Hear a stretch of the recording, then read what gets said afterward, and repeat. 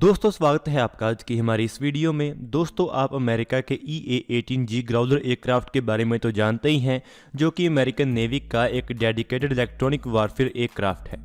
Electronic warfare की importance के बारे में तो आप जानते ही हैं, हम इससे पहले भी वीडियोस में बात कर चुके हैं कि आज का जो वारफेयर है उसमें इलेक्ट्रॉनिक वारफेयर एक बहुत बड़ा रोल निभाएगा और जिसके पास ज़्यादा पावरफुल इलेक्ट्रॉनिक वारफेयर कैपेबिलिटीज़ हैं वही विजेता होकर उभरेगा। लेकिन अभी हमारे देश के पास कोई भी डेडिकेटेड इलेक्ट्रॉनिक वारफेयर एयरक्राफ्ट नहीं है। इससे पहले हम बात कर चुके हैं कि हमारे तेजस फाइटर एयरक्राफ्ट को एक इलेक्ट्रॉनिक वारफेयर एयरक्राफ्ट में अगर हम चाहें तो बदला जा सकता है। इसमें हम इंटरनल चेंजेस कर सकते हैं और एक्सटर्नल इलेक्ट्रॉनिक वारफेयर पोर्ट्स लगाकर इसमें बदलाव कर इसे डेडिकेटेड इलेक्ट्रॉनिक वारफेयर एयरक्राफ्ट में बदल सकते हैं। लेकिन इसको लेकर कुछ लिमिटेशंस थी। वो एक तो ये थी कि जो इलेक्ट्रॉनिक वारफेयर पोर्ट्स हैं उनका साइज़ काफ़ी बड़ा हो सकता है और इसके साथ ही उनको ज़्यादा पावर चाहिए और जो तेजस में अभी इंजन्स लगे हुए हैं वो उतनी ज़्यादा पावर जनरेट नहीं कर सकते हैं। आज की इस वीडियो में हम ये बात करेंगे कि कैसे इन लिमिटेशंस को दूर किया जा सकता है और कौन से सिस्टम्स हमारे तेजस को एक इलेक्ट्रॉनिक वारफेयर एयरक्राफ्ट में तब्दील करने के लिए अवेलेबल हैं।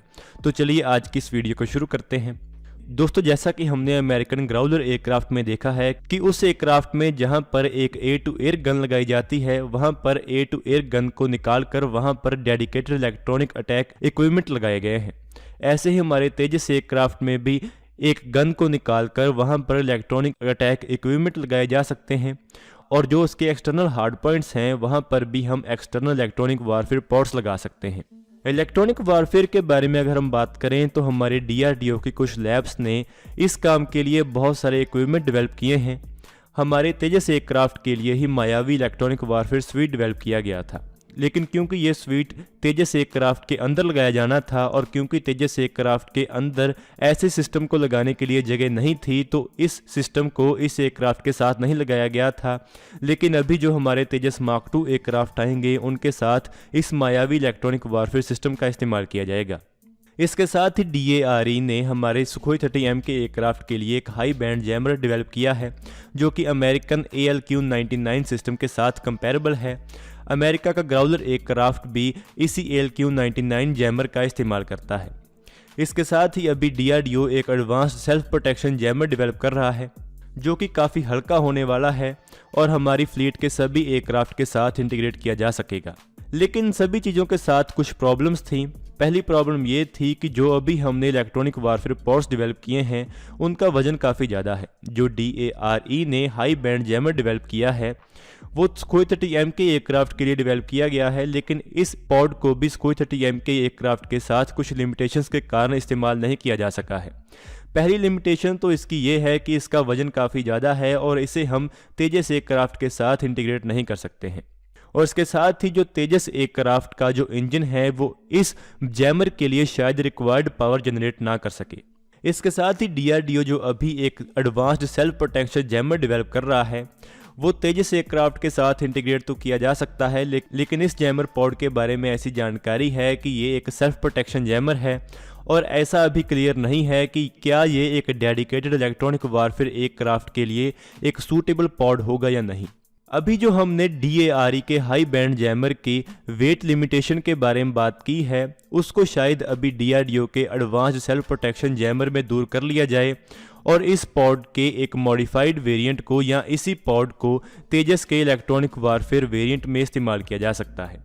इसके साथ ही अगर हम एक इलेक्ट्रॉनिक वारफेयर एयरक्राफ्ट की पावर लिमिटेशन के बारे में बात करें तो उसको दूर करने के लिए एक यूनिक अप्रोच सामने आई है जो कि अमेरिका अपने एयरक्राफ्ट में इस्तेमाल करता है। जैसा कि हम जानते हैं कि जो डेडिकेटेड इलेक्ट्रॉनिक वारफेयर इक्विपमेंट होते हैं वो बहुत ज़्यादा पावर हंग्री होते हैं और उनको बहुत ज़्यादा पावर की ज़रूरत होती है। लेकिन अभी जो हमारे तेजस एयरक्राफ्ट में F404 इंजन लगा हुआ है वो इतनी पावर जनरेट नहीं करता है। अभी जो हमारे नेक्स्ट जनरेशन फाइटर एयरक्राफ्ट जैसे कि तेजस मार्क 2 और AMC आएंगे उनमें ज़्यादा एडवांस्ड F414 इंजन लगा हुआ है जो कि ज़्यादा पावर जनरेट करते हैं और इसके साथ ही वो हाई थ्रस्ट के साथ ही ज़्यादा इलेक्ट्रिसिटी भी प्रोड्यूस करते हैं, जिसके साथ वो ज़्यादा एडवांस्ड और ज़्यादा पावर हंग्री एवियोनिक्स को सपोर्ट कर सकते हैं। लेकिन तेजस एयरक्राफ्ट के साथ ये लिमिटेशन है कि ये ज़्यादा पावरफुल और ज़्यादा power hungry electronic warfare systems को सपोर्ट नहीं कर सकेगा। लेकिन इस लिमिटेशन को दूर करने के लिए रैम एयर टरबाइंस का इस्तेमाल किया जा सकता है। एक रैम एयर टरबाइन एक ऐसी छोटी विंड टरबाइन होती है जो कि एक क्राफ्ट के एक इलेक्ट्रिकल जनरेटर या हाइड्रोलिक पंप के साथ कनेक्टेड होती है और इसे एयरक्राफ्ट में एक पावर सोर्स की तरह इस्तेमाल किया जाता है। एक रैम एयर टरबाइन सिस्टम एक क्राफ्ट की स्पीड के कारण पैदा हुई एयर स्ट्रीम द्वारा पैदा किए गए रैम प्रेशर से पावर जनरेट करता है। लेकिन जो रैम एयर टरबाइन सिस्टम होते हैं उनको आमतौर पर पैसेंजर प्लेन्स में इमरजेंसी के समय ही इस्तेमाल किया जाता है। जब एक इमरजेंसी के वक्त सभी प्राइमरी और ऑक्सिलरी पावर सोर्सेस खत्म हो जाते हैं तो इन रैम एयर टरबाइंस का इस्तेमाल एक क्राफ्ट के वाइटल सिस्टम्स जैसे कि फ्लाइट कंट्रोल्स, लिंक्ड हाइड्रोलिक्स और फ्लाइट क्रिटिकल इंस्ट्रूमेंटेशन को पावर करने के लिए किया जाता है। लेकिन जो मिलिट्री एयरक्राफ्ट हैं उनमें इन सिस्टम का इस्तेमाल बहुत कम किया जाता है। आमतौर पर जो ऐसे सिस्टम देखे गए हैं वो मिलिट्री एयरक्राफ्ट के एक्सटर्नल हार्ड पॉइंट्स के ऊपर ही देखे गए हैं और इसके साथ ही जो कुछ फ्री फॉल न्यूक्लियर वेपन्स बनाए गए हैं उनके साथ भी इन्हीं रैम एयर टरबाइंस का इस्तेमाल किया जाता है। लेकिन इनके साथ लिमिटेशन ये है कि ये एयरक्राफ्ट की परफॉर्मेंस में कमी ला सकते हैं। लेकिन जो अमेरिका के ALQ-99 पॉड्स हैं उनमें पॉड्स के साथ ही रैम एयर टरबाइंस का इस्तेमाल किया गया है और जो अमेरिका के ALQ-99 पॉड्स हैं वो अपनी खुद की रैम एयर टरबाइंस को ही पावर सोर्स की तरह इस्तेमाल करते हैं और एक क्राफ्ट से बहुत कम पावर लेते हैं। एक ऐसी ही अप्रोच का इस्तेमाल कर तेजस में भी ऐसे ही इलेक्ट्रॉनिक वारफेयर पॉड्स का इस्तेमाल किया जा सकता है जो कि काफ़ी ज़्यादा पावर मांगते हैं और जो कि तेजस का अभी का इंजन प्रोवाइड नहीं कर सकता है। अभी जो अमेरिका का ALQ-99 इलेक्ट्रॉनिक वारफेयर पॉड है उसका जो पहला वेरिएंट था उसे 10.8 किलोवाट की पावर की ज़रूरत थी, लेकिन जो अभी उनके नए वर्जन हैं वो 6.8 किलोवाट की पावर को कंज्यूम करते हैं। लेकिन ये अपनी पावर के लिए अपने खुद की रैम एयर टरबाइन का इस्तेमाल करते हैं जिससे वो अपनी पावर खुद जनरेट करते हैं। इसी अप्रोच का इस्तेमाल कर हम हमारे फाइटर एयरक्राफ्ट में भी ऐसे ज़्यादा पावरफुल इलेक्ट्रॉनिक वारफेयर पॉड्स का इस्तेमाल कर सकते हैं जिनको ज़्यादा पावर की ज़रूरत है और जिनके लिए हमारे इंजन रिक्वायर्ड पावर जनरेट नहीं कर सकते हैं। अभी क्योंकि हमारा तेजस फाइटर एयरक्राफ्ट भी हमारा खुद का एक प्रोडक्ट है और हम जो नए जैमर बनाएंगे वो हमारे खुद के प्रोडक्ट होंगे तो उनमें हम अपने हिसाब से चेंजेस कर सकेंगे। लेकिन अगर हम तेजस मार्क 1 वेरिएंट को एक इलेक्ट्रॉनिक वारफेयर एयरक्राफ्ट में कन्वर्ट करने की बात करें तो वो शायद इतना ज़्यादा सूटेबल प्रोजेक्ट ना हो।